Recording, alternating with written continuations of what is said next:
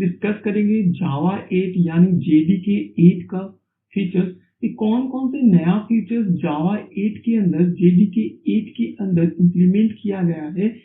ये सारे फीचर्स को हम लोग एक-एक करके सीखेंगे, समझेंगे, डिस्कस करेंगे और एक-एक फीचर्स पे हम लोग एग्जांपल भी परफॉर्म करेंगे ताकि हम उसका इस्तेमाल रियल टाइम में कर पाएँ, ठीक है? और ये जेडीके 8 इतना ज़्यादा इम्पोर्टेंट क्यों है? हम ये भी बता दें क्योंकि आप अगर किसी इंडस्ट्री में वर्क कर रहे हो या करने जाओगे या कोई भी इंटरव्यू अटेंड करोगे तो जेडीके 8 का कॉन्सेप्ट आपके लिए वहाँ पे बहुत ज़्यादा इम्पोर्टेंट हो जाता है क्योंकि आज रियल टाइम प्रोजेक्ट में जहाँ पे भी आप वर्क करोगे वहाँ पे ये फीचर्स को इस्तेमाल करना बहुत ज़रूरी हो जाता है, ठीक है? तो चलते हैं और सबसे पहले ये डिस्कस करते हैं कि जेडीके 8 के अंदर जो भी फीचर्स इम्प्लीमेंट किया गया है, वो क्यों इम्प्लीमेंट किया गया है और इसका पर्पस क्या है, एम क्या है? हम कोई भी चीज़ करते हैं तो उसके पीछे कुछ ना कुछ पर्पस होता है, कुछ ना कुछ उसका एम होता है। तो अब हम लोग ये डिस्कस करते हैं कि आखिर जेडीके 8 के अंदर जो फीचर्स इम्प्लीमेंट किया गया है, उसका पर्पस क्या है?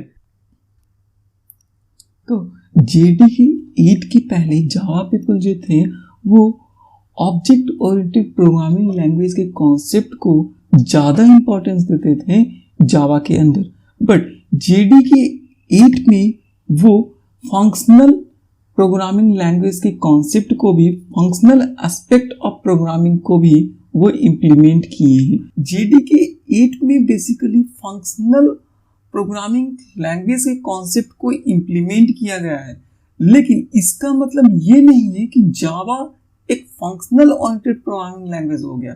जावा है ऑब्जेक्ट ओरिएंटेड प्रोग्रामिंग लैंग्वेज ही, पर उसमें फंक्शनल एस्पेक्ट को, फंक्शनल प्रोग्रामिंग लैंग्वेज के कॉन्सेप्ट को इम्प्लीमेंट किया गया है जेडीके 8 के अंदर। फंक्शनल प्रोग्रामिंग के कॉन्सेप्ट को इम्प्लीमेंट करने से ये इसका एडवांटेज क्या हुआ जावा के अंदर?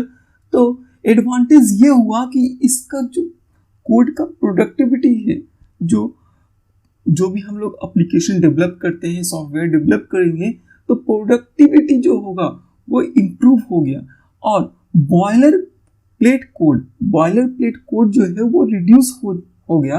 और ये फीचर्स ऐड होने से, जावा 8 के फीचर्स को ऐड होने से जावा फंक्शनल प्रोग्रामिंग के कॉन्सेप्ट को, फीचर्स को भी इनहेरिट कर लिया, ठीक है? इनहेरिट कर लिया मीन्स अब देखो हम लोग यूज कर सकते हैं फंक्शनल प्रोग्रामिंग के कॉन्सेप्ट को भी जावा में। तो जेडीके 8 कब रिलीज हुआ है, ये सारी चीज को हम समझते हैं। जेडीके 8 जो है वो मार्च 2014 में रिलीज हुआ है, ठीक है? और जेडीके 7 जो था वो कब रिलीज हुआ था? जुलाई 2011 में। मीन्स जेडीके 8 और जेडीके 7 जो वर्जन रिलीज हुआ उसके डिफरेंस में आप देखो कि उसका डिफरेंस क्या है, 2 years 7 months का डिफरेंस है। मीन्स इस जावा वर्जन जो अपडेट होता है नॉर्मली 6 मंथ के दौरान अपडेट हो जाता है, लेकिन जेडीके 7 के बाद जेडीके 8 जो है 2 years 7 month के बाद आया है। ये इसलिए भी ज़्यादा इंपॉर्टेंट है क्योंकि इसमें मेजर चेंजेस देखा गया है, ठीक है? इसके पहले कौन सा मेजर चेंजेस था? जेडीके 5 में। जेडीके 5 में सबसे ज़्यादा मेजर चेंजेस देखा गया था, ठीक है? जेडीके 8 के पहले जेडीके 5 में सबसे ज़्यादा मेजर वर्जन देखा गया था, ठीक है? अब न्यू फीचर्स कौन कौन से हैं जेडीके 8 के अंदर और कौन कौन से फीचर्स हम लोग डिस्कस करेंगे, ये सारी चीज़ हम लोग देख लेते हैं। तो अब हम लोग देखते हैं कौन कौन से फीचर्स जावा 8 के अंदर इम्प्लीमेंट किया गया है, वो सारे एक बार हम लोग देख लेते हैं।